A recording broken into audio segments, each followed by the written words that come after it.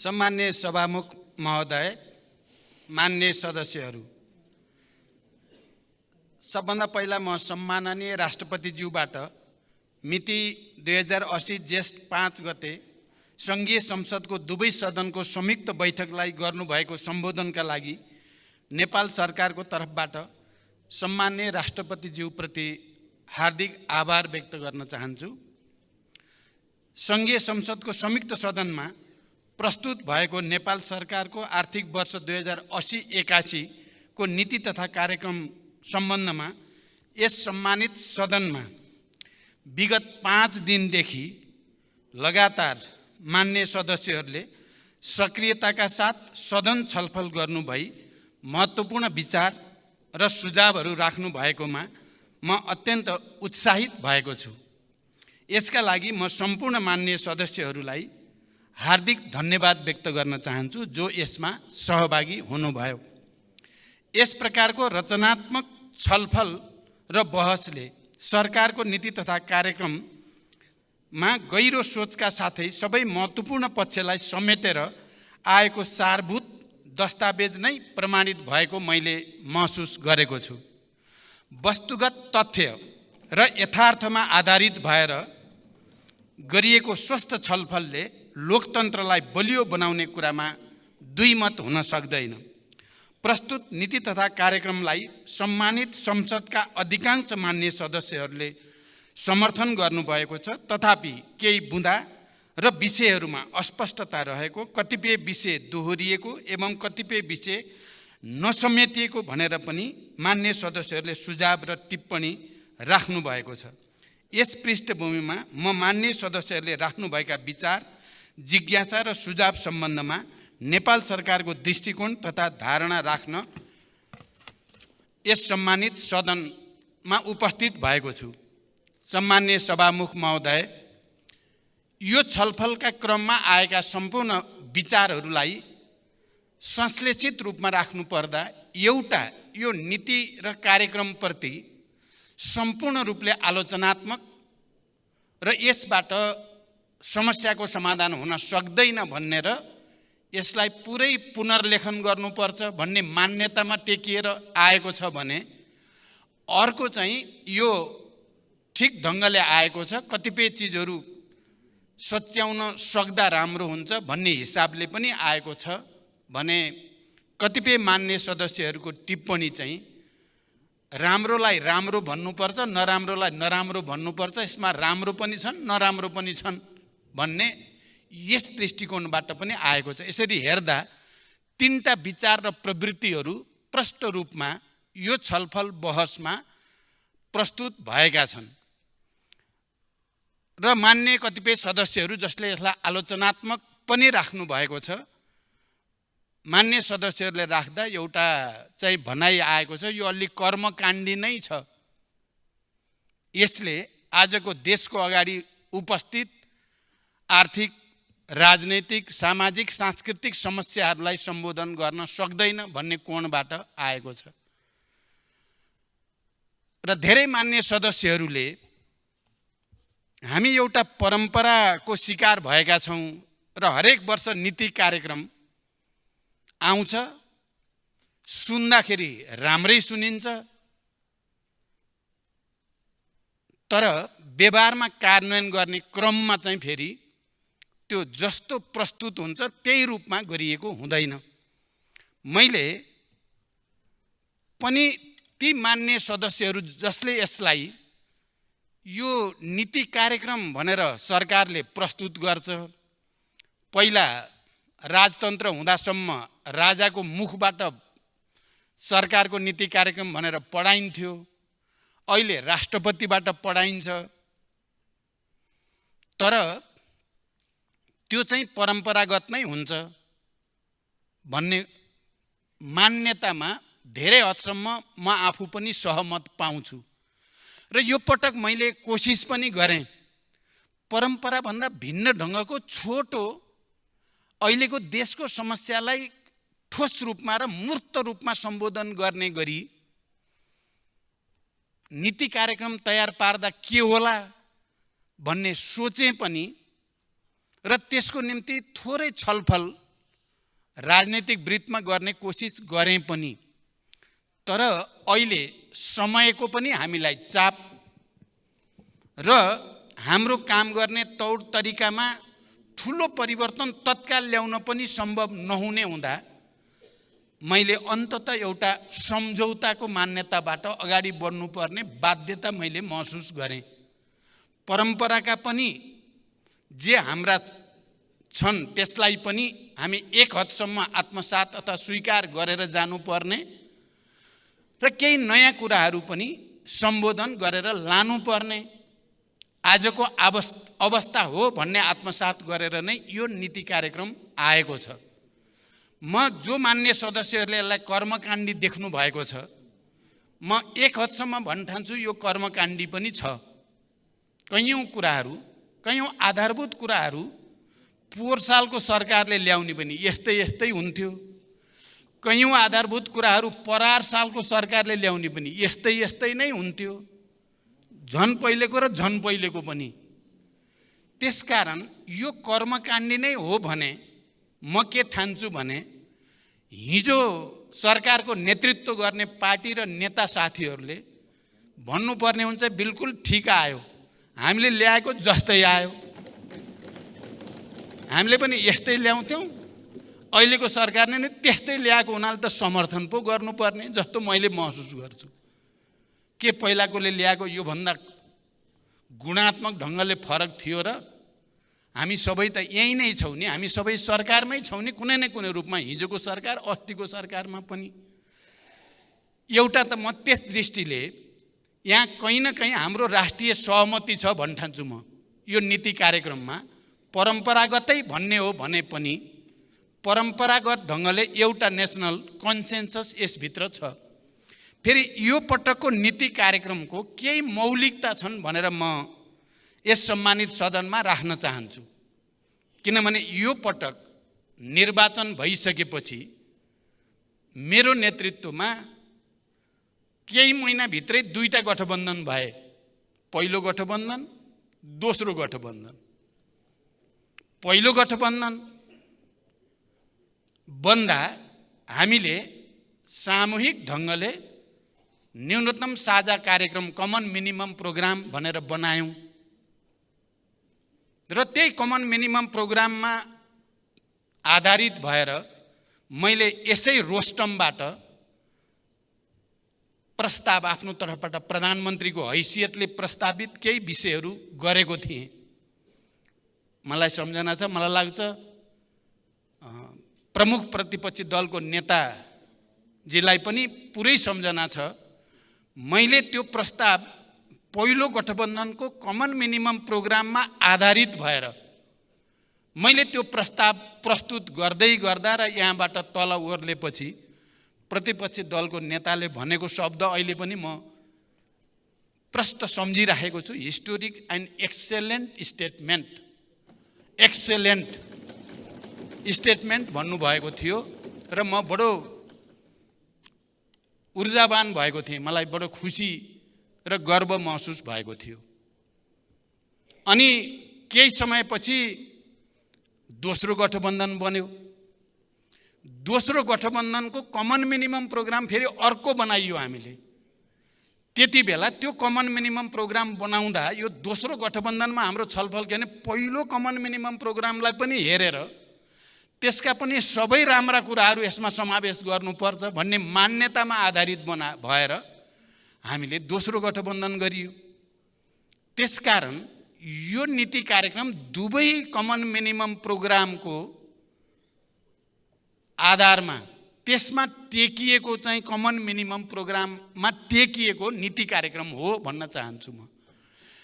त्यसकारण यो विगतको जस्तो परम्परागत नीति कार्यक्रम होइन भन्ने तर्क म राख्न चाहन्छु। मान्य सदस्यहरूले गहिरो गरी विचार गरिदिनु भयो भने यो पटकको अलिकति विशिष्टता, यो पटकको मौलिकता यसमा अन्तर्निहित छ। सबै राजनीतिक दल नेताहरू र मान्य सदस्यहरूको पनि अपनत्व र स्वामित्व कुनै न कुनै रूपमा यो नीति कार्यक्रममा प्रतिबिम्बित भएको छ भन्ने कुरालाई आत्मसात गर्न जरुरी छ भन्न चाहन्छु म। सभामुख महोदय, यस अर्थमा यो नीति कार्यक्रम विगतको भन्दा फरक पृष्ठभूमि, फरक सन्दर्भसहित यो आएको छ र यसलाई त्यो रूपमा आत्मसात गर्न जरुरी छ।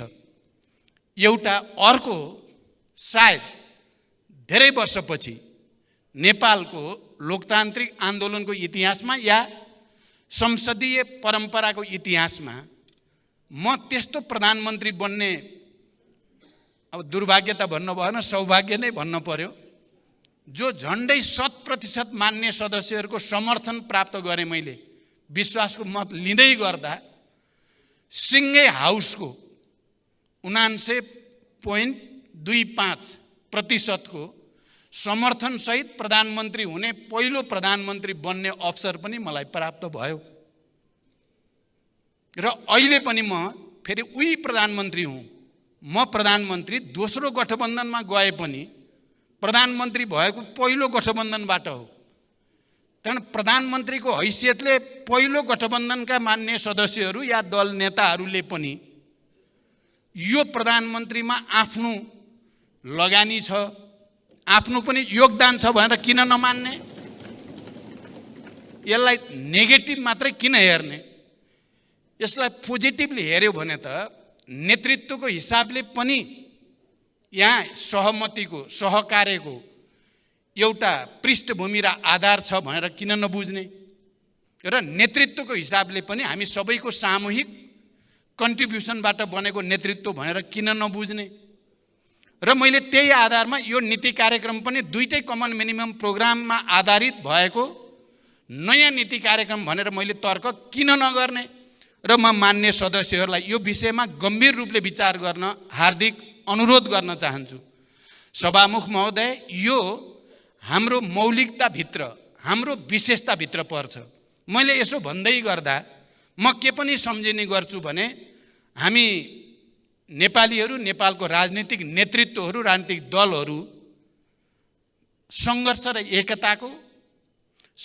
एकता र रूपान्तरणको एउटा नयाँ मौलिक संस्कृतिको विकास गर्ने दलहरू पनि हौँ र त्यस्तो नेतृत्वहरू पनि हौँ भनेर हामीले किन आत्मसात नगर्ने? हामीले त्यत्रो युद्धलाई, द्वन्द्वलाई शान्तिमा रूपान्तरण गर्ने, दुईपटक संविधान सभाबाट भए निर्वाचन गरेर भए पनि संविधान बनाइ छाड्ने, त्यो पनि सहमतिबाट, परस्पर विपरीत राजनीतिक धारणा र मुद्दा हुँदै पनि शान्ति सम्झौतामा सबै मिलेर सहभागी हुने, सहकार्य गर्ने, अनि सङ्घीय लोकतान्त्रिक गणतन्त्रको संविधान घोषणा गर्दै गर्दा पनि सबै मिलेर त्यसलाई एउटा निष्कर्षमा पुर्याउने हामी नै त हौँ भने अहिले पनि देशमा जे समस्याहरू छन् ती समस्याहरू समाधान गर्न हामीले सहकार्य किन नगर्ने? मैले यो पटक कार्यकारी प्रमुखको जिम्मेवारी जसरी प्राप्त भए पनि प्राप्त भएको सन्दर्भलाई अलिकति विगतको भन्दा भिन्न रूपले अगाडि बढाउने सङ्कल्प मैले लिएकै हो। भिन्न रूपले भन्दा सामाजिक न्याय, सुशासन र समृद्धिका निम्ति सहकार्य राजनीतिक नेतृत्वहरूका बीचमा त्यो जरुरी छ। अहिले कहीँ न कहीँ हाम्रा कतिपय कमजोरीका कारणले, राजनीतिक नेतृत्वका कमजोरीको कारणले, दलहरूका कमजोरीको कारणले जनतामा असन्तुष्टि, निराशा बढ्दो छ। हिजो हामी जति बेला विस्तृत शान्ति सम्झौता गर्दै थियौँ, संविधान सभाको निर्वाचन गरेर एउटा नयाँ संविधान निर्माण गर्दै थियौँ, त्यति बेलाको जनताको भरोसा, हामीप्रतिको आशा अहिले विचलित हुँदैछ र कहीँ न कहीँ असन्तुष्टि र निराशा बढ्दो छ र त्यसले कतै अराजकतातिर जाने र देश निकै अप्ठ्यारो स्थितितिर जाने त होइन भन्ने चिन्ता पनि हामी सबैलाई भएको छ। मलाई लाग्छ हिजो 12 बुँदे समझदारी र शान्ति सम्झौतामा सहभागी त्यसका सहयात्रीहरू र त्यसका प्रमुख सहयात्री भन्न चाहन्छु म, प्रमुख सहयात्रीहरू आज निकै गम्भीर हुनुपर्ने आवश्यकता छ र ती प्रमुख सहयात्री मध्ये मैले नेतृत्व गरेको पार्टी र म आफै पनि एउटा प्रमुख भूमिकामा रहेको हुनाले आजको दिनमा मेरो चिन्ता र मेरो चासो र मेरो पहल कदमी चाहिँ कसरी फेरि एकचोटि राष्ट्रिय एकता र सहमतिको वातावरण बनाउने, अहिले देशका अगाडि विद्यमान सुशासनका समस्या, भ्रष्टाचार लगायत विकृति र विसङ्गतिलाई कसरी सामूहिक रूपले त्यसका विरुद्ध अगाडि जाने, समृद्धिको एउटा नयाँ मोडेल हामीले कहाँबाट पत्ता लगाउने र सामाजिक न्यायद्वारा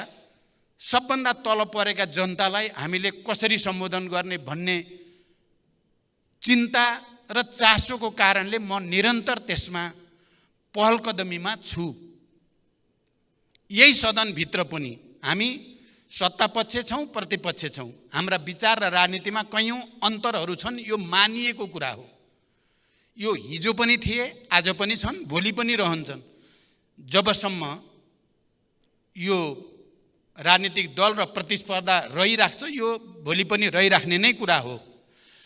तर जति बेला देशमा गम्भीर समस्या पैदा हुन्छ, अप्ठ्यारो स्थितिमा देश जान्छ र जनताले थुप्रै समस्याको सामना गर्नुपर्ने अवस्था आउँछ, त्यति बेला हामी नै राजनीतिक दलहरू हौँ, हामी नै राजनीतिक नेताहरू हौँ जसले सहमति, सहकार्य र एकताको माध्यमबाट त्यसको सामना गरेका छौँ।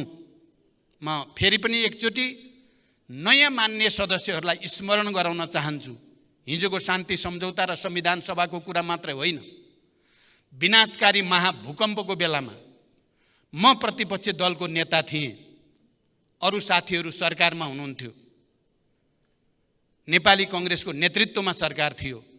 मैले यसै रोस्टमबाट अब म प्रतिपक्ष दलको नेताको भूमिकामा होइन, सरकारसँग सहकार्य गरेर विनाशकारी भूकम्पबाट भएको क्षतिमा जनतालाई राहत दिने, पुनर्स्थापना गर्ने, पुनर्निर्माणको अभियानमा तपाईहरुको साथमा छु भनेर मैले घोषणा गरेको थिएँ र त्यसले एउटा नयाँ माहौल देशभरि बनेको थियो। र त्यसले साँच्चै एकातिर विनाशकारी भूकम्पबाट भएको क्षति पीडामा जनतालाई राहत र मलमपट्टीको भूमिका खेलेको थियो भने अर्कोतिर त्यो परिस्थितिले र त्यो घोषणाले संविधान सभाबाट संविधान बनाउने पनि एउटा निकै सकारात्मक माहौल बनेको थियो। आज पनि म के देख्छु भने जुन आर्थिक संकटको स्थितिमा आज देश छ, सुशासनको दृष्टिकोणले संस्थागत भ्रष्टाचारको जो स्थिति छ माथिदेखि तलसम्म, सामाजिक न्याय र समृद्धिका दृष्टिकोणले जुन समस्या र चुनौतीको हामीले आज सामना गर्नु परेको छ, मलाई के लाग्छ भने यति बेला फेरि हामी यी विषयहरूमा, कम्तीमा पनि यी विषयहरूमा हामी राजनीतिक दल र नेताहरू एक भएर अगाडि बढ्न आवश्यक छ। म यो रोस्टमबाट कुनै औपचारिक जवाफ मात्रै म दिइरहेको छैन। यसो भन्दै गर्दा म के पनि भन्न चाहन्छु भने यही सदनभित्र सत्ता पक्ष र प्रतिपक्षका आफ्ना भूमिका छन्, सिद्धान्त त त्यो कुरा हामी बुझ्छौँ पनि, तर राष्ट्रिय समस्या समाधान गर्ने दृष्टिकोणले, जनताको आवश्यकता र चाहनालाई सम्बोधन गर्ने दृष्टिकोणले हेर्यो भने हामी एक ठाउँमा उभिन आवश्यक छ। कहीँ न कहीँ हामीले समझदारी र सहमति कायम गर्न आवश्यक छ। त्यसकारण प्रधानमन्त्रीको हैसियतले मैले हुन त केही तिता मिठा नमिठा पनि भएका छन्। मैले अघि भने पहिलो गठबन्धनबाट दोस्रो गठबन्धनमा आइपुग्दा त्यसले पैदा गरेका मनोभावना, मनोविज्ञान छन्, त्यो कुरा पनि म बुझ्छु।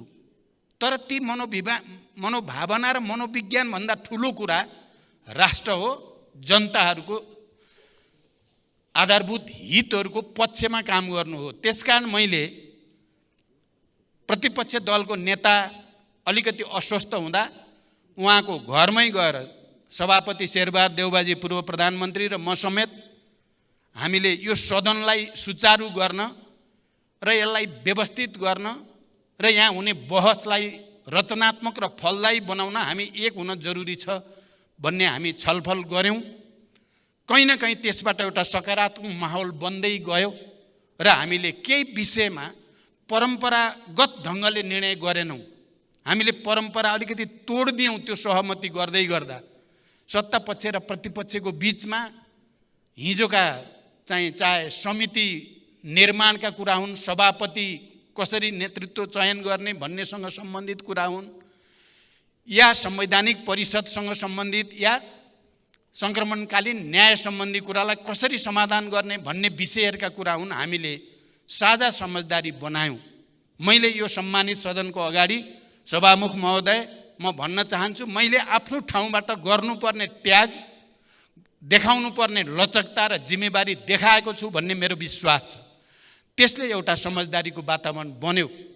हिजोदेखि आजसम्म जे खालको स्थिति बन्यो त्यसलाई पनि मैले अविलम्ब प्रमुख दलका प्रमुख नेताहरू र संसदीय प्रमुख सचेतकहरू समेतको सहयोगमा यसको समाधान के हुन सक्छ भन्ने बारेमा तुरुन्तै पहल लिएर आज हामी बडो राम्रो वातावरणमा नीति कार्यक्रम सम्बन्धी छलफललाई अन्तिम रूप दिँदैछौँ। त्यसकारण म के भन्न चाहन्छु भने अहिले देशका अगाडि जे जस्ता समस्या र चुनौतीहरू छन् ती समस्या र चुनौतीको समाधान गर्न राष्ट्रिय समस्यामा राष्ट्रिय सहमति आवश्यक छ। म त के भन्न चाहन्छु भने मैले प्रधानमन्त्री बनेपछि चाहे राष्ट्रपति र उपराष्ट्रपतिको निर्वाचनको कुरा होस्, चाहे सभामुख र उपसभामुखको निर्वाचनको कुरा होस्, त्यसमा पनि कहीँ न कहीँ राजनीतिक दलहरूको बिचमा के गरी सन्तुलन कायम होला भनेर विचार गरेको छु भन्ने मेरो दाबी छ। सभामुख महोदय, कहीँ न कहीँ सबैलाई सन्तुलनमा ल्याउने र यो सदन र यसको नेतृत्व एक पाखे हुन नजाओस्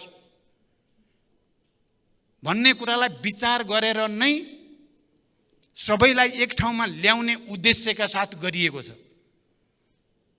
त्यसकारण यो कुरा पनि म यो सम्मानित सदनको अगाडि राख्न चाहन्छु र फेरि आज देशका अगाडि विद्यमान समस्याहरू, चाहे त्यो सुशासनसँग सम्बन्धित मुख्यतः भ्रष्टाचार र व्यथिति विसङ्गति जो देखा परेका छन् त्यसका विरुद्धको लडाईँ हामी मिलेर मात्रै जित्न सक्छौँ, एक्लै जित्न सकिँदैन।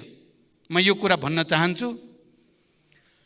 र अहिले जे चलिरहेको छ, मैले सुरुदेखि सुशासनको सन्दर्भमा चाहे निजी क्षेत्र र सार्वजनिक क्षेत्रको सहकार्यको सन्दर्भ होस्, चाहे अर्थतन्त्रमा देखिएका समस्या समाधान गर्ने प्रक्रियाको सन्दर्भमा र पहलकदमीको सन्दर्भमा होस्, चाहे जनतालाई सेवा प्रवाह गर्ने क्रममा देखिएका व्यथितिहरूलाई कम गर्ने, अहिले भर्खरै जादुको छडी गर्न सकिँदैन भन्ने कुरा तपाईँ हामी सबैलाई थाहा छ। हामी सबैको साझा प्रयास भयो भने समाधान गर्न सकिन्छ, तर एउटा पार्टी विशेष या एउटा नेतृत्व विशेषले मात्रै चाहेर यी सबै कुरा एकैसाथ समाधान हुन सक्दैनन्। तर यो विषयहरूमा मैले राष्ट्रिय सहमति बनाउने, अहिले जसरी यो नक्कली भुटानी शरणार्थी सम्बन्धी इस्यु आयो र जसरी यो तरङ्गित भएको छ देश र अन्तर्राष्ट्रिय जगत पनि, मैले प्रधानमन्त्रीको हैसियतमा यस बीचमा सरकारको तर्फबाट गृह मन्त्रालय या प्रहरी प्रशासनलाई लगातार भनेको कुरा यति मात्रै हो, यो अलि पहिलादेखि चल्दै आएको विषय रहेछ, यो सरकारको अनुसन्धान पनि होइन, यो सरकारकै पालामा सुरु भएको कुरा पनि होइन र यो सरकारले आविष्कार गरेर भ्रष्टाचार विरोधी अभियान सुरु भएको पनि होइन। हिँड्दै जाँदा देखा पर्यो। त्यसलाई कसरी ह्यान्डल गर्ने भन्ने चुनौती सरकारको अगाडि थियो, ह्यान्डल कसरी गर्ने भन्ने चुनौती सरकारलाई थियो। र मैले यो विषयमा कोही पनि दोषी जो यो प्रक्रियामा संलग्न छन् नछुटुन्, कोही पनि निर्दोष कुनै हालतमा पर्न नजाउन् भन्ने मान्यताको आधारमा स्ट्यान्डिङ अर्डर गृह मन्त्रालयलाई पनि प्रहरी प्रशासनलाई दिएको त्यही हो, अहिले पनि त्यही कायम छ। म त्यहाँबाट दायाँ बायाँ भएको देख्ने बित्तिकै मैले त्यहाँ आफ्नो ठाउँबाट गर्ने इन्टरभेन गर्ने ठाउँ हुँदासम्म मैले इन्टरभेन गरेको छु।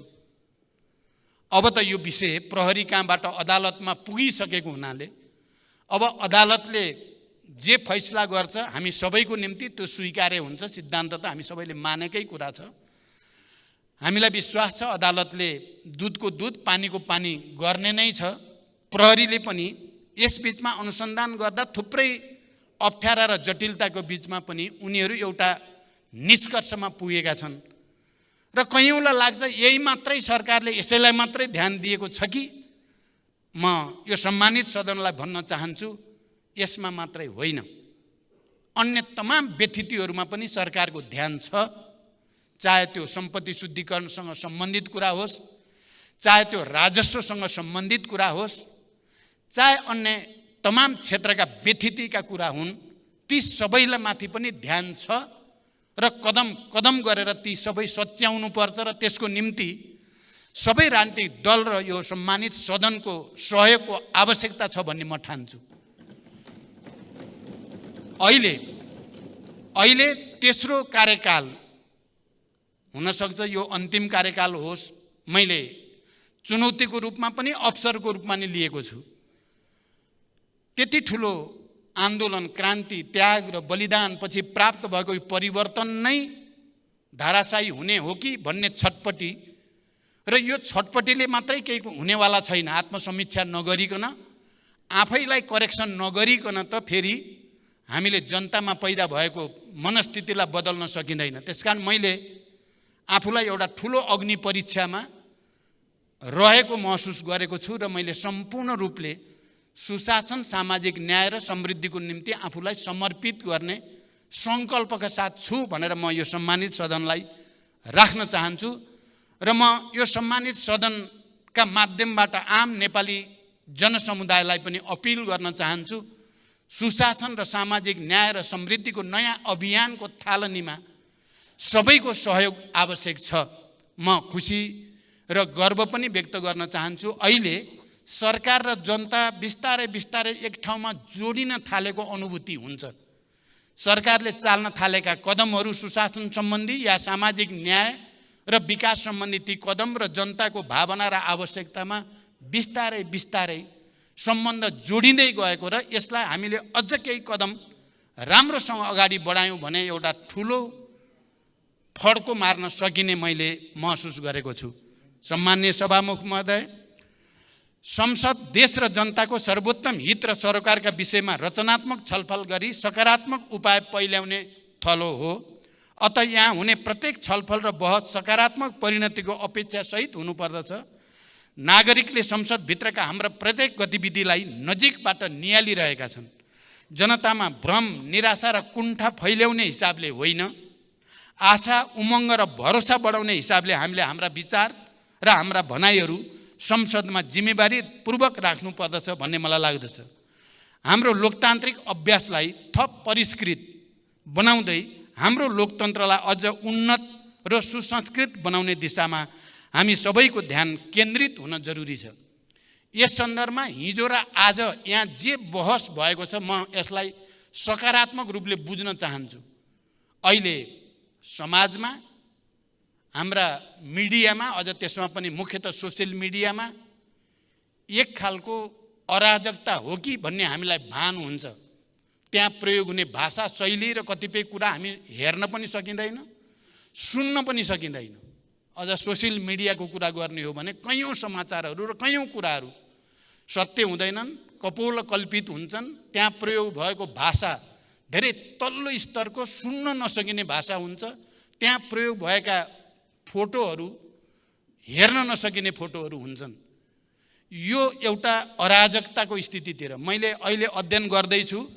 हाम्रा छिमेकीदेखि संसारका उन्नत भनिने देशहरूमा यो प्रक्रियालाई कसरी उनीहरूले नियमन गरेका छन्, कसरी नियन्त्रण गरेका छन्। हाम्रो जस्तो स्वतन्त्रता भन्ने कि अराजकता मैले अन्त कहीँ पनि देखिनँ। हामी मात्रै त्यस्तो ठाउँमा छौँ। हामीले यसलाई नियमन गर्नुपर्ने, हाम्रो भाषा शैलीलाई अलिकति सुसंस्कृत गर्नुपर्ने, हाम्रो मिडियालाई एउटा मान्यताभित्र अभ्यस्त हुने ठाउँमा पुर्याउन सक्नुपर्ने देखिन्छ। र त्यसको सुरुवात हामीले सदनभित्रबाटै गर्नुपर्छ, किनकि सिङ्गो देशको ध्यान सदनतिरै हुन्छ। अहिले त्यहाँ सदनमा नेताहरूले कस्तो भाषा प्रयोग गर्छन्, कस्ता विचार प्रस्तुत गर्छन्, कस्ता नीति योजना कार्यक्रमहरू प्रस्तुत गर्छन् भन्ने कुराले सिङ्गो समाजमा पनि हामीले एउटा संस्कृतिको सम्बोधन गरिरहेका हुन्छौँ र त्यो सञ्चार गरिरहेका हुन्छौँ। त्यसकारण म सबै मान्य सदस्यहरूलाई यो विषय हामी सबैले गहिरो गरी हेक्का राख्नै पर्ने ठाउँमा हामी आइपुगेका छौँ। हामी सबैले धेर थोर गल्ती गरेकै छौँ विगतमा। हामी कोही पनि चोखै छौँ एक्लै भन्ने ठाउँमा हामी छैनौँ। त्यहाँ सबैले आत्मसमीक्षा गर्ने र यहाँ हुने बहसलाई पनि स्तरीय बनाउने, अध्ययन गरेर आउने, तथ्यमा आधारित भएर बहस गर्ने कुरालाई जोड दिने, भाषा शैली पनि सुसंस्कृत प्रयोग गर्न जोडबल गर्ने, गाली गलोज र चाहिँ घोचपेच बढी गरेर केही प्राप्त हुनेवाला छैन भन्ने कुरालाई आत्मसात गर्न जरुरी छ। र यो सायद हामीले आँट्यौँ भने सुरु गर्न सकिन्छ र त्यसले बिस्तारै देशलाई एउटा सभ्यतातिर, एउटा संस्कृतितिर र जनतालाई पनि एउटा बलियो सन्देश एकताको हामी दिन सक्छौँ भन्ने मेरो विश्वास छ। वर्तमान सरकार देशका सामु विद्यमान चुनौतीहरूलाई सम्बोधन गर्दै सुशासन, समृद्धि र सामाजिक न्यायलाई प्रमुख प्राथमिकतामा राखी दृढताका साथ अघि बढेको छ। यिनै प्राथमिकतामा केन्द्रित भई आर्थिक सामाजिक रूपान्तरणका नवीन सोच र कार्यक्रमहरू सहित प्रस्तुत हुने जमर्को गरिएको छ। नेपालको संविधानले दिशानिर्देश गरेका राज्य सञ्चालनका आधारभूत मान्यता, निर्देशक सिद्धान्त तथा नीतिहरू, विश्व समुदाय समक्ष हामीले गरेका प्रतिबद्धताहरू एवं आवधिक योजनामा समाविष्ट दीर्घकालीन महत्त्वका विषयलाई प्रस्तुत नीति तथा कार्यक्रमहरूमा प्राथमिकीकरण गरिएको कुरालाई म सम्मानित सदनलाई स्पष्ट गर्न चाहन्छु। यसले सरकारका प्राथमिकता र महत्त्वपूर्ण नीतिगत विषयलाई दिशाबोध गरेको छ भने अन्य विस्तृत कार्यक्रमहरू बजेट मार्फत सम्बोधन हुने विश्वास समेत म यस सम्मानित सदनलाई ध्यानाकर्षण गराउन चाहन्छु। म तपाईहरू मध्ये कयौँ मान्य सदस्यले भने जस्तै यो नीति कार्यक्रममा सदनभित्र छलफल गरेपछि त्यसको आधारमा परिमार्जन हुनुपर्ने हो भन्ने मान्यता राख्ने भित्रै पर्छु। तर हामीले त्यसको निम्ति एउटा राजनीतिक सहमति नबनाई, ऐन कानुनमा त्यस्तो व्यवस्था नगरी मैले मात्रै अहिले त्यसो गर्न सक्ने अवस्था भएन। म सबै मान्य सदस्यलाई अपिल गर्न चाहन्छु, त्यसको निम्ति वातावरण बनाऊ। यो कर्मकाण्डी अर्थ नवर्थको छलफल गर्यो निक्लिने केही पनि छैन भन्ने स्थितिको अन्त्य गर्नु लोकतन्त्रको सार्थक प्रयोगको निम्ति अनिवार्य छ भन्ने म ठान्छु। र त्यो हामी कम्तीमा पनि टार्गेट गरौँ, अर्को वर्षदेखि हामी यस्तो बोलेर पनि अर्थ नहुने भाषण गर्ने छैनौँ भनेर हामीले एउटा कमिटमेन्ट गर्यौँ भने अर्को वर्षदेखि परिवर्तन ल्याउन सकिन्छ भन्ने मेरो विश्वास छ। नयाँ निर्वाचन मार्फत ताजा जनादेश सहित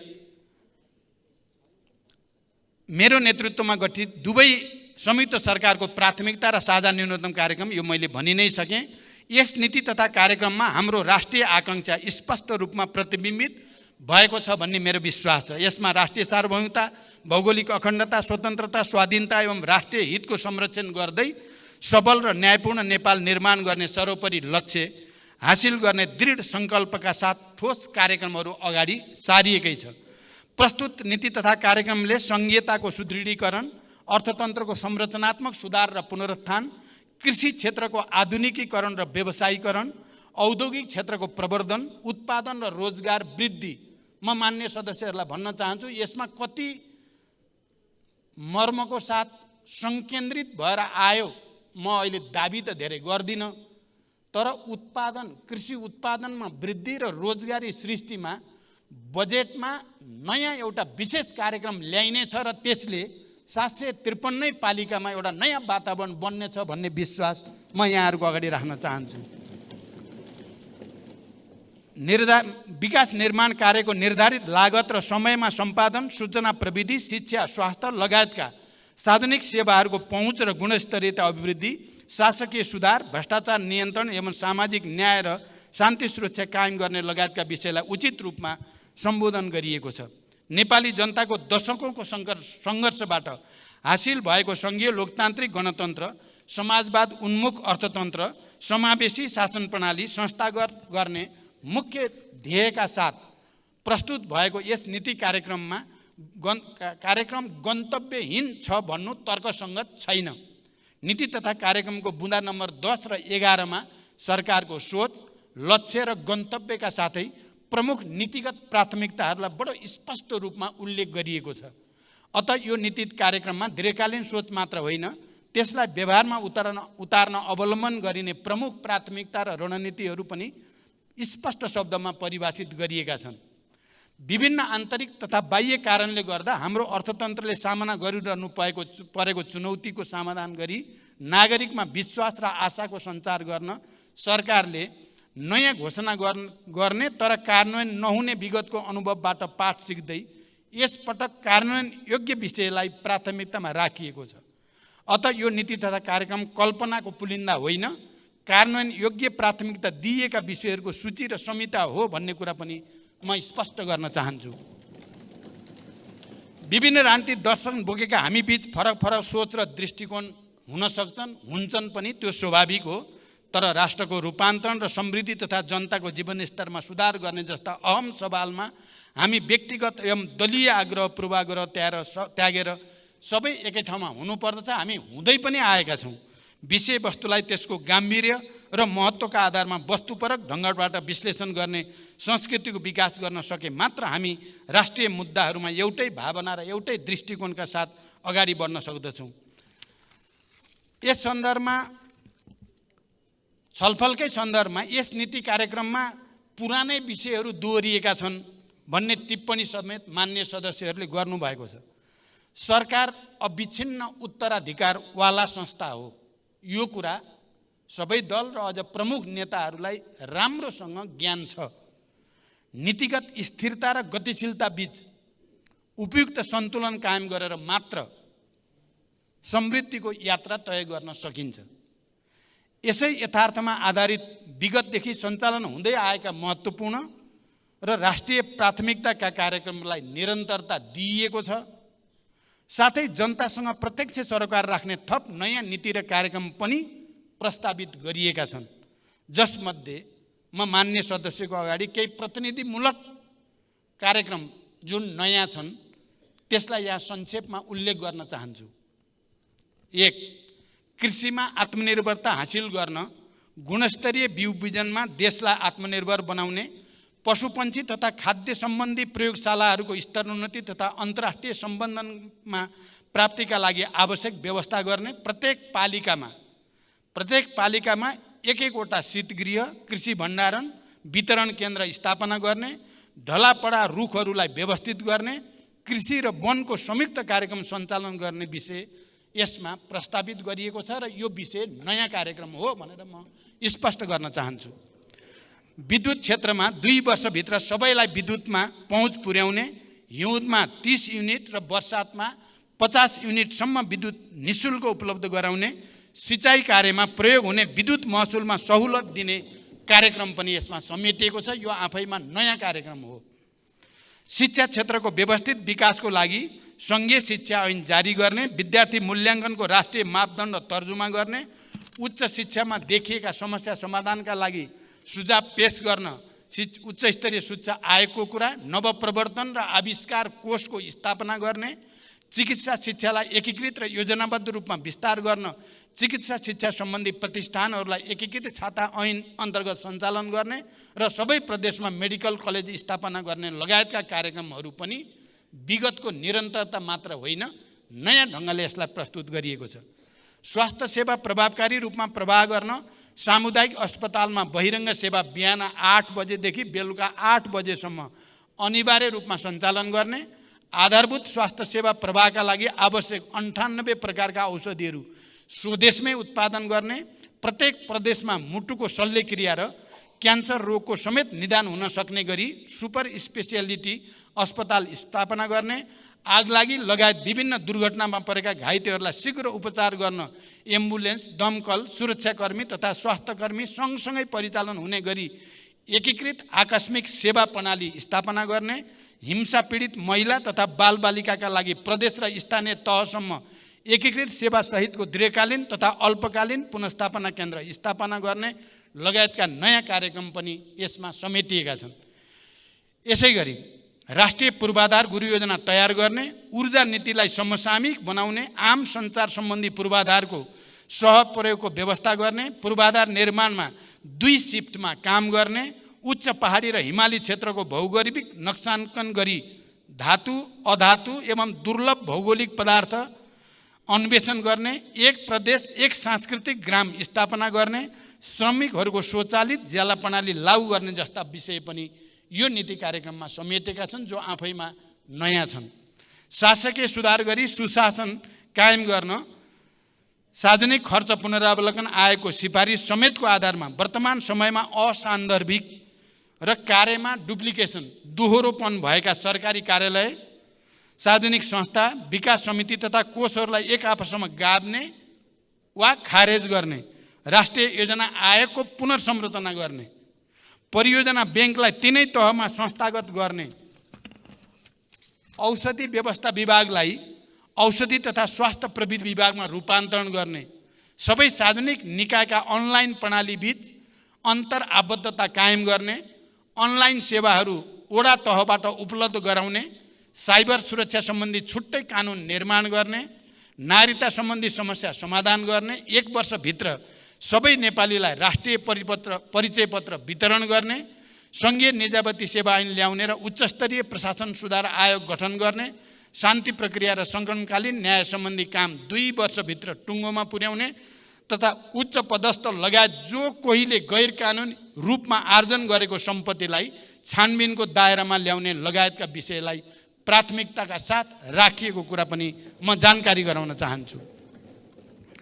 माथिका यी केही विषयहरूले मात्र पनि यो नीति कार्यक्रम केही पनि होइन, कर्मकाण्डी हो, पहिलेकै कुरा दोहोऱ्याइएको मात्रै छ भन्ने कुरालाई गलत साबित गर्छन्, त्यसलाई निराधार साबित गरेका छन्।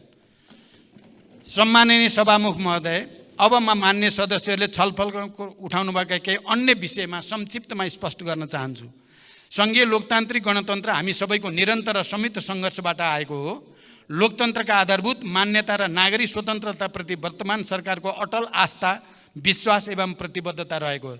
सङ्घीय लोकतान्त्रिक गणतन्त्रलाई सुदृढ बनाई तीव्र गतिमा विकास र समृद्धिका सपनाहरू पुरा गर्दै जनताको जीवनस्तरमा उल्लेखनीय सुधार ल्याउनु हाम्रो साझा अभिष्ट हो भन्ने कुरालाई दुई मत छैन। मेरो नेतृत्वमा रहेको गठबन्धन सरकार यसका लागि सम्पूर्ण तागतको सहित लागिरहेको कुरा म स्पष्ट गर्न चाहन्छु। लोकतन्त्रलाई सुदृढ गर्ने र राष्ट्रका सामु विद्यमान चुनौतीहरूलाई सम्बोधन गर्ने सवालमा सबै राजनीतिक दलसँग निरन्तर संवाद र सहकार्यमा सरकारले जोड दिँदै आएको तथ्य मैले अघि नै उल्लेख गरि नै सकेको छु। सङ्घ, प्रदेश र स्थानीय तहको अन्तर सम्बन्धलाई परिपूरक र सुदृढ बनाउँदै सङ्घीयता कार्यान्वयन मार्फत लोकतन्त्रको सुदृढीकरण, समावेशीकरण, सामाजिक सुरक्षा, लोक कल्याणकारी कार्यलाई स्थानीय स्तरसम्म पुर्याउन राज्य संयन्त्रहरूमा सबै नागरिकको समान र सहज पहुँच पुर्याउने नीति लिइएको छ। आगामी दिनमा तिनै तहमा रहेको कामको दोहोरोपन, अधिकार क्षेत्रको प्रयोगमा रहेको दुविधालाई सम्बोधन गर्न आवश्यक नीतिगत तथा कानुनी सुधार गर्ने हामीले सङ्कल्प लिएका छौँ। यस सम्बन्धमा संविधान तथा कानुनमा भएका विभिन्न संयन्त्रहरूलाई क्रियाशील तुल्याउने विषयलाई विशेष रूपले जोड दिएको छ। राष्ट्रिय विकास समस्या समाधान समितिको बैठक भयो। सातै प्रदेशका मुख्यमन्त्री र अन्य सम्बन्धित सरकारवालाका बीचमा 2 दिनसम्म हामीले गम्भीर बहस चलाएर राष्ट्रका समस्या कसरी समाधान गर्ने र यो अन्तर सम्बन्धलाई कसरी सुदृढ गराउने भन्ने बारेमा ठोस सुझावहरू प्राप्त भएको छ र सरकार त्यसमा दृढतापूर्वक अगाडि बढ्दैछ। विभिन्न कारणले आयोजना हुन नसकेको अन्तर परिषद लगायतका समन्वयकारी संयन्त्रहरूको बैठक यथाशीघ्र आयोजना गरी कार्यान्वयनमा देखिएका अप्ठ्याराहरूलाई सम्बोधन गर्न सरकार प्रतिबद्ध रहेको छ।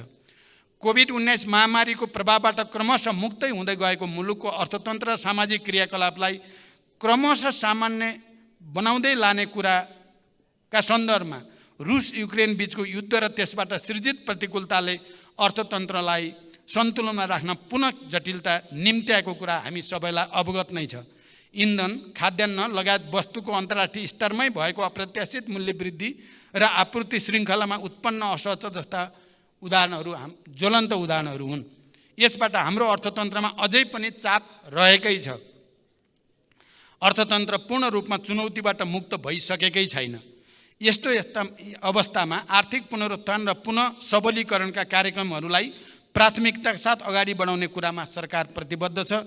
त्यसैले प्रस्तुत नीति कार्यक्रमले अर्थतन्त्रको पुनर्संरचना र पुनरुत्थानलाई उच्च प्राथमिकतामा राखी तदनुरूप कृषि, उद्योग र सेवा क्षेत्रलाई सन्तुलित तवरले अगाडि बढाउने कुरामा जोड दिइएको छ। उत्पादन र उत्पादकत्व अभिवृद्धि तथा रोजगारी सृजना गरी स्वावलम्बी अर्थतन्त्र निर्माण गर्ने सोच यस नीति कार्यक्रममा अन्तर्निहित रहेको छ। प्रस्तुत नीति कार्यक्रमले वित्तीय, मौद्रिक र अन्य विषय क्षेत्रगत नीति तथा कार्यक्रमको सामञ्जस्यपूर्ण तरिकाले कार्यान्वयन गरी समष्टिगत आर्थिक स्थायित्व कायम गर्न जोड दिएको छ। अर्थतन्त्रको समग्र मागमा आएको ह्रास, तरलताको सङ्कुचन, उच्च ब्याज दर, मूल्य वृद्धि, न्यून पुँजीगत खर्च, बढ्दो चालु खर्च, घट्दो राजस्व परिचालन तथा बाह्य क्षेत्र सन्तुलनमा परेको चापलाई सम्बोधन गर्दै अर्थतन्त्रलाई पुनरुत्थान र चलायमान बनाउने कुरा नीतिमा प्राथमिकताका साथ समेटिएको छ र हामीले समस्याबाट भागेर होइन, समस्यालाई ढाकछोप गरेर होइन, समस्यालाई पनि प्रष्ट रूपमा राख्ने र समाधानका उपायहरू पनि वस्तुगत र व्यवहारिक बनाउने कुरामा जोड दिइएको छ। नीति तथा कार्यक्रमहरूको कार्यान्वयनमा मानव विकास सूचकाङ्कमा पछि परेका कर्णाली प्रदेश, सुदूरपश्चिम प्रदेश र मध्य प्रदेशलाई विशेष प्राथमिकतामा राखिएको छ र तदनुरूप स्रोत साधनलाई परिचालन गर्ने कुरालाई महत्त्वका साथ उल्लेख गरिएको छ। राष्ट्रिय आयको वितरणलाई समन्वयिक बनाउने कुरालाई जोड दिएको छ। यसमा दिगो विकासका लक्ष्यहरू कोही पनि पछि नछुटुन् भन्ने मूल मर्मलाई आत्मसात गरिएको छ। सम्माननीय सभामुख महोदय, प्रस्तुत नीति कार्यक्रमले हालसम्म प्राप्त उपलब्धिहरूलाई संस्थागत गर्दै कृषि, उद्योग, व्यापार, पूर्वाधार, ऊर्जा, पर्यटन, यातायात, सूचना प्रविधि, शिक्षा तथा स्वास्थ्यलाई विकासको मुख्य संवाहक क्षेत्रको रूपमा अघि बढाउने कुरालाई जोड दिएको छ। उत्पादन, उत्पादकत्व र रोजगारी र आय वृद्धि, मानव पुँजी निर्माण, आय असमानता र बहुआयामिक गरिबीको दरमा कमी, दिगो विकास र जलवायु उत्थानशीलता, संहिताको सुदृढीकरण र सुशासनलाई प्राथमिकतामा राखिएको छ। प्रस्तुत नीति तथा कार्यक्रमले मूलतः राष्ट्रिय महत्त्वका तथा राष्ट्रका लागि दीर्घकालीन रूपमा प्रभावित पर्ने विषयलाई प्राथमिकताका साथ समेटिएको छ। विगतदेखि सञ्चालनमा रहेका बहुवर्षीय रूपान्तरणकारी र राष्ट्रिय प्राथमिकताका कार्यक्रमलाई निरन्तरता दिएको छ। तदनुसार बजेट तथा साधन स्रोत विनियोजन गरिने कुरामा म सबै मान्य सदस्यहरूलाई आश्वस्त तुल्याउन चाहन्छु। यस नीतिले मूल्य वृद्धि नियन्त्रण गरी मुद्रास्फीतिलाई वाञ्छित सीमाभित्र राख्ने र उपभोक्ताको हक हित संरक्षण गर्ने कुरालाई उच्च प्राथमिकतामा राखेको छ। लामो समयदेखि बन्द र रुग्ण अवस्थामा रहेका उद्योगहरूलाई पुनः सञ्चालनमा ल्याउने वा खारेज वा एकीकरण गर्ने कुरालाई महत्त्वको साथ उल्लेख गरिएको छ। सार्वजनिक खर्चमा मितव्ययिता कायम गर्दै खर्चको उत्पादकत्व बढाउने कुरालाई विशेष जोड दिएको छ। प्रस्तुत नीति कार्यक्रमले गुणस्तरीय सेवा प्रवाह र आधारभूत वस्तु तथा सेवाको नियमित आपूर्तिमा विशेष जोड दिएको छ। स्वदेशी उत्पादनमा खाद्य सुरक्षाको प्रत्याभूत गर्न क्षेत्रगत नीतिहरूमा समेत कृषि तथा वन क्षेत्रलाई उत्पादन र उत्पादकत्वसँग आबद्ध गर्दै लैजाने नीति लिएको छ। कतिपय मान्य सदस्य 2 वर्षभित्र ढलापडा रुख निकाल्ने 2 वर्ष किन कुर्ने भन्नुभएको छ। 2 वर्षभित्र भनेको हामीले त 50औं वर्ष कुरिसक्यौँ। 50औं वर्षदेखि त ढलापडा त सडा भइसकेका छन्। अब ती ढलापडालाई 2 वर्षभित्र भनेको भोलिदेखि नै निकाल्न सके त निकाल्न पाइन्छ भन्ने नै कुरा हो। आधुनिक र व्यवस्थित विकासको आधार भू उपयोग योजना भएकोले यसलाई तिनै तहको सरकारको समन्वयमा प्रभावकारी तवरले कार्यान्वयनमा ल्याउने कुरालाई नीतिले जोड दिएको। यसै गरी भूमिहीन, सुकुम्बासी तथा अव्यवस्थित बसोबासीहरूको समस्या समाधान गर्ने विषय पनि नीतिमा समेटिएको छ। र म के भन्न चाहन्छु भने सरकारको लक्ष्य 2 वर्षभित्र सुकुम्बासी र अव्यवस्थित बसोबासीहरूको समस्या समाधान गर्ने सङ्कल्प सरकारले लिएको छ। यो घोषणा म यो सम्मानित सदनमा गर्न चाहन्छु। अर्थतन्त्रको दिगो विकासका लागि उत्पादनशील क्रियाकलापहरूको प्राथमिक भूमिका रहन्छ। यसको प्रमुख संवाहक निजी क्षेत्र हो। अत निजी क्षेत्रलाई अर्थतन्त्रको विकासमा मुख्य साझेदार मानिएको छ। यसको अर्थ सहकारी र अन्य क्षेत्रबाट हुने योगदानलाई अवमूल्यन गर्नु बिल्कुल होइन। सहकारी क्षेत्रले पुँजी परिचालन, लगानी र रोजगारी सृजनामा खेल्दै आएको महत्त्वपूर्ण भूमिकालाई सरकारले कदापि उपेक्षा वा नजरअन्दाज गर्ने छैन। संविधानमा उल्लेख भए झैँ सार्वजनिक, निजी र सहकारी तीनवटै क्षेत्रको संयुक्त सहभागिता र संलग्नतामा स्वतन्त्र, समृद्ध र समाजवाद उन्मुख अर्थतन्त्र निर्माण गर्न सरकार स्पष्ट पनि छ र दृढ पनि छ। तीव्र औद्योगिकरण मार्फत रोजगारी तथा आय वृद्धि गरी जीवनस्तर उकास्न निजी क्षेत्रले उल्लेख्य भूमिका खेल्न सक्ने कुरालाई मनन गरी निजी क्षेत्र मैत्री नीति र पूर्वाधार विकासलाई सरकारले विशेष जोड दिएको हो। कृषि उत्पादनमा आत्मनिर्भरता हासिल गर्ने लक्ष्यका साथ नेपालमै उत्पादन हुन सक्ने कृषि उपजको उत्पादन र उत्पादकत्व वृद्धि र बजारीकरणलाई जोड दिएको छ। कृषकहरूलाई समयमै रासायनिक मल र उन्नत बिउ बिजन उपलब्ध गराउने तथा वर्षैभरि कृषियोग्य जमिनमा सिँचाइ सुविधा विस्तार गर्ने कुरालाई नीतिले समेटेको छ। साथै स्थानीय तहमा जैविक मल कारखाना स्थापना गर्न सरकारले प्रोत्साहन गर्ने नीति स्पष्ट रूपमा अगाडि सारेको छ। सरकारले उत्पादन र उत्पादकता वृद्धि गरी निर्यात प्रवर्धन मार्फत व्यापार घाटा कम गर्ने उद्देश्य लिएको छ। यस अन्तर्गत तुलनात्मक लाभ भएका वस्तुको पहिचान, प्रशोधन, उत्पादन वृद्धि, बजार विस्तार तथा आन्तरिक उपभोग बढाउने र प्राथमिकता प्राप्त क्षेत्रमा स्वदेशी तथा वैदेशिक लगानी आकर्षित गर्ने कुरालाई जोड दिएको छ। स्वदेशमा उत्पादित वस्तु 20% महँगो भए पनि खरिद गर्ने कुरालाई नीतिले स्पष्टका साथ उल्लेख गरेको छ। व्यापार घाटा घटाउन सरकारले भर्खरै नेपाल व्यापार एकीकृत रणनीति र व्यापार घाटा न्यूनीकरण कार्यक्रम कार्यान्वयनमा ल्याएको छ। व्यापार जन्य पूर्वाधारहरूको विकास र प्रक्रियागत सरलीकरण गरी व्यापार लागत घटाई नेपाली निर्यात जन्य वस्तुको प्रतिस्पर्धी क्षमता बढाउने तथा लघु, घरेलु र साना उद्योगका उत्पादनलाई बजारीकरणमा टेवा पुर्याउने कुरालाई पनि नीतिले जोड दिएको छ। सरकार र निजी क्षेत्रको बलियो साझेदारी विकास गरी उत्पादन र रोजगारीका अवसर विस्तार गर्ने विषय सरकारको उच्च प्राथमिकतामा रहेको छ। यसै मान्यतालाई आत्मसात गरेर नै निजी क्षेत्रबाट अघि बढाइएका मेक इन नेपाल र मेड इन नेपाल लगायतका कार्यक्रमलाई सहयोग गर्ने विषय नीतिले अङ्गीकार गरेको छ। उद्योग प्रशासनलाई सरल र प्रविधि मैत्री बनाउँदै प्रक्रियागत सुधार र लागत कटौती गर्ने विषयलाई प्राथमिकतामा राखिएको छ। निर्यात गर्ने उद्योगलाई प्रोत्साहन गर्न नगद अनुदान दिने विषयलाई निरन्तरता दिइएको छ। वैदेशिक लगानी प्रवर्धनको लागि आवश्यक नीतिगत, संस्थागत र प्रक्रियागत सुधार गर्ने कुरालाई उच्च प्राथमिकतामा राखिएको छ। सडक, सिँचाइ, खानेपानी, यातायात जस्ता पूर्वाधारहरू लगायत विकासका कार्यलाई समयमै सम्पन्न गर्न आवश्यक नीतिगत एवं कार्यप्रणालीमा सुधार गर्ने, स्रोतको अभाव हुन नदिने, आयोजनाको लागि जग्गा प्राप्त गर्ने प्रक्रियामा सरलीकरण गर्ने कुरालाई नीतिले विशेष रूपले समेटेको छ।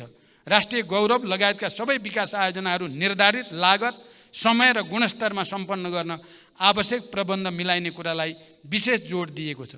सबै प्रकारका हिंसा, शोषण र भेदभावको अन्त्य गरी भयमुक्त, सुसंस्कृत र सभ्य समाजको निर्माण गर्ने कुरालाई नीतिले विशेष जोड दिएको छ। महिला, विपन्न, सीमान्तकृत, विभिन्न किसिमका अपाङ्गता भएका तथा यौनिक एवं लैङ्गिक अल्पसङ्ख्यकको कुरा हक हितको संरक्षण गर्दै विकासको प्रतिफलबाट सबैलाई लाभान्वित गराउने नीति लिएको छ। यहाँ मान्य सदस्यहरूले दलितको विषयमा कुरा उठाउनु भएको छ। यहाँ सामान्य मात्रै पर्यो। म के विश्वास दिलाउन चाहन्छु भने दलितको समस्या समाधानका सन्दर्भमा आगामी बजेटमा बडो प्रष्टसँग आउने कुरा म विश्वास दिलाउन चाहन्छु सबै मान्य सदस्यहरूलाई। गुणस्तरीय सर्वसुलभ स्वास्थ्य सेवामा सबैको पहुँच पुर्याउने कुरालाई विशेष प्राथमिकतामा राखिएको छ। यस क्रममा एलोपेथिक, आयुर्वेदिक, होमियोप्याथी तथा प्राकृतिक चिकित्सा गरी सबै किसिमका चिकित्सा पद्धतिलाई विस्तार र प्रवर्धन गरिनेछ। सबै सामुदायिक अस्पतालमा आवश्यक स्वास्थ्य उपकरण र जनशक्ति व्यवस्था गर्ने कुरालाई जोड दिएको छ। मेडिकल शिक्षालाई देशभित्र विस्तार गर्ने र स्वास्थ्य संस्थाहरूको स्तरोन्नति गर्ने विषय नीतिको प्राथमिकतामा रहेको छ। स्वदेशमै गुणस्तरीय शिक्षालाई सर्वसुलभ बनाई गुणस्तरीय शिक्षाको लागि विदेश जानुपर्ने बाध्यतालाई अन्त्य गर्ने, उच्च शिक्षालाई सबै प्रकारको विसङ्गतिबाट मुक्त राख्दै प्राज्ञिक र अनुसन्धानात्मक केन्द्रको रूपमा विकास गर्ने एवं शिक्षालाई प्रविधि र रोजगारीसँग आबद्ध गरी उद्यमशीलता र बजारको माग अनुसारको दक्ष जनशक्ति उत्पादन गर्ने कुरालाई नीतिले प्राथमिकतामा राखेको छ। युवाहरूलाई उद्यमशील बनाई व्यवसायमा आकर्षित गर्न स्टार्टअप उद्यमहरूलाई प्रोत्साहित गर्ने, श्रम आप्रवासन व्यवस्थित गर्ने, विदेशमा रहेका नेपालीहरूको सुरक्षा गर्ने तथा अप्ठ्यारोमा परेका नेपालीहरूलाई तुरन्त उद्धार गर्ने विषयलाई नीतिमा समेटिएको छ। यसले नेपालीहरूलाई कामको खोजीमा विदेश जानुपर्ने बाध्यतालाई धेरै हदसम्म कम गर्न सहयोग पुग्ने अपेक्षा लिएको छ। सामाजिक सुरक्षा कोषमा विदेशका श्रमिकहरूलाई आबद्ध गर्ने निर्णय सरकारले लिइसकेको छ र यसलाई विस्तार गरिँदैछ र छिटै नै विदेशमा रहेका नेपाली नागरिकहरूले मतदानमा सहभागी हुन पाउने निर्णय पनि हामी गर्दैछौँ र नागरिकता सम्बन्धी समस्यालाई पनि हामी सम्बोधन गर्दैछौँ छिट्टै नै। नीतिले चुरे संरक्षण गर्दै वातावरणीय ह्रास नहुने गरी तथा नदी एवं खनिजजन्य पदार्थको अनियन्त्रित दोहनलाई रोक्दै ढुङ्गा, गिटी, बालुवाको उत्पादन, सङ्कलन र वितरण कार्यलाई व्यवस्थित गर्न आवश्यक कानुनी व्यवस्था गर्ने कुरालाई प्राथमिकतामा राखिएको छ। अतः यसलाई चुरेको विनाश र नदी तथा खानीको जथाभावी उत्खननलाई बढावा दिन खोजेको रूपमा बुझ्नु सही छैन। त्यसरी नबुझ्न पनि म मान्य सदस्यहरूसँग आग्रह गर्न चाहन्छु। जहाँसम्म ढलापडा रुखलाई पहिचान तथा सङ्कलन गरी 2 वर्षभित्र बिक्री वितरण गर्ने कुरा छ, यो विषयलाई देशभित्र काठ र काठजन्य वस्तुको आयातलाई न्यून गर्दै काठको मागलाई आन्तरिक रूपमा सम्बोधन गर्ने तथा वन जङ्गल क्षेत्रमा वर्षौँदेखि त्यसै परिरहेका रुखहरूलाई व्यवस्थित गरी राजस्व समेत वृद्धि गर्ने सकारात्मक अभियानको रूपमा बुझ्न म विशेष रूपले अपिल गर्न चाहन्छु।